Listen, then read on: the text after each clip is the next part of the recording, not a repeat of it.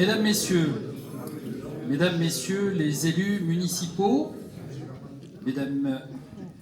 pas mesdames, mais uniquement messieurs ce soir, les élus du conseil municipal des enfants, mesdames et messieurs les représentants du tissu associatif, mesdames et messieurs les forces vives de notre économie locale.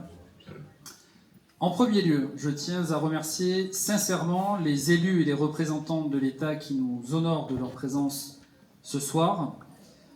Je vais donc les citer un à un. Madame la conseillère du département Muriel d'Herbecourt, Monsieur le conseiller du département Gérard Blanc, Monsieur le conseiller régional Fabrice Verdier, vous m'excuserez pour le protocole, Monsieur le président de la communauté de communes du Pont-du-Gard, Pierre Prat, Monsieur Astier qui se cache, vice-président donc à la communauté de communes du Pont-du-Gard, Madame Laurence Trappier, vice-présidente à la communauté du Pont-du-Gard, également maire de Valiguière, Monsieur le premier vice-président de la communauté du Pont-du-Gard, Olivier Sauzet, et Monsieur le maire, donc Nicolas Cartaillet, et les représentants de l'État, le major Jean-Jean, et donc le lieutenant du centre de secours d'Uzès.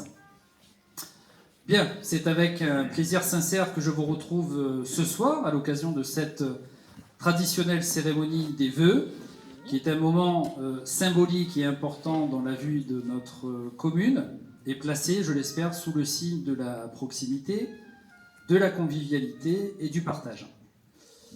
Avant toute chose, je tiens à vous adresser, au nom de l'ensemble du conseil municipal et du personnel communal, nos vœux les plus chaleureux pour cette nouvelle année 2026, qu'elle vous apporte ainsi qu'à vos proches santé, de la sérénité, de l'espoir et un épanouissement personnel. J'ai également une pensée, bien évidemment, pour toutes celles et ceux qui vivent des moments difficiles, ainsi que pour ceux qui nous ont quittés. Cette cérémonie est aussi l'occasion de vous remercier les uns et les autres pour votre implication dans la vie locale, pour votre engagement associatif, pour votre présence bienveillante au sein du village, ou tout simplement pour l'attachement fidèle que vous portez à Colias. Je tiens également à saluer tout particulièrement les acteurs du quotidien sans lesquels notre village ne serait pas ce qu'il est.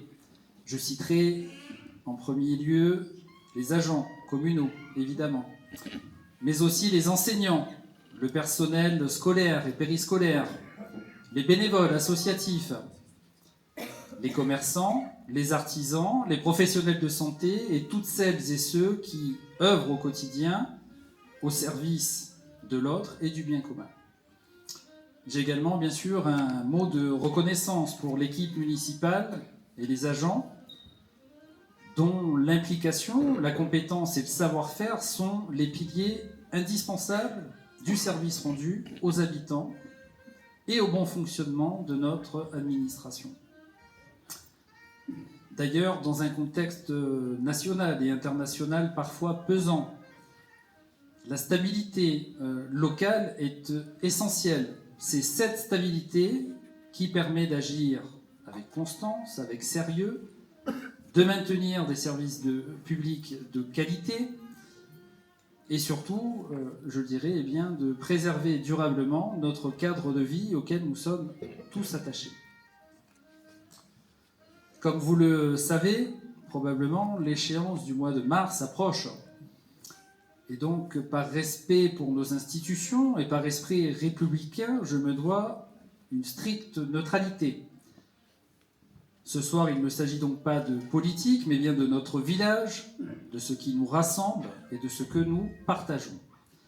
Cependant, vous vous en doutez, l'équipe municipale et les services municipaux restent pleinement mobilisés pour faire face aux défis du quotidien. L'action se poursuit avec responsabilité et pragmatisme, tout en veillant à une gestion, je dirais, maîtrisée de nos finances communales et au bien-être des habitants, tout cela dans le cadre de l'intérêt général. D'ailleurs, l'année 2025 a été marquée par plusieurs actions concrètes. Elle aura permis notamment la valorisation de notre patrimoine communal existant avec la création d'un logement communal à loyer modéré et la rénovation donc, de l'ancienne mairie devenue aujourd'hui l'espace Muriel Roustan. Une attention toute particulière aura été apportée à un enjeu majeur de notre territoire, l'eau. Alors cela se sera traduit par le remplacement du dispositif de pompage donc, qui alimente le réservoir, des travaux de sectorisation et diverses campagnes de recherche de fuite sur notre réseau d'eau potable. La commune a également poursuivi la mise en œuvre de son plan pluriannuel de réfection de voirie, avec donc la finalisation des enrobés sur le secteur de la Paille et des travaux de sécurisation au chemin de la Combe et de la Claine. Enfin, des actions quant à la modernisation de nos infrastructures publiques auront été menées au travers de travaux d'enfouissement de réseaux secs ou bien encore d'extension d'éclairage public. Et je n'oublierai pas évidemment l'inauguration du parc intergénérationnel Réminiel, nouveau lieu de partage et de rencontre pour toutes les générations. Je souhaite maintenant laisser toute sa place aux échanges, puisque ce moment, avant tout, est le vôtre, celui du rassemblement et de l'écoute. Et donc, au nom de l'ensemble du conseil municipal, je vous renouvelle nos vœux les plus chaleureux. Je vous remercie pour votre attention.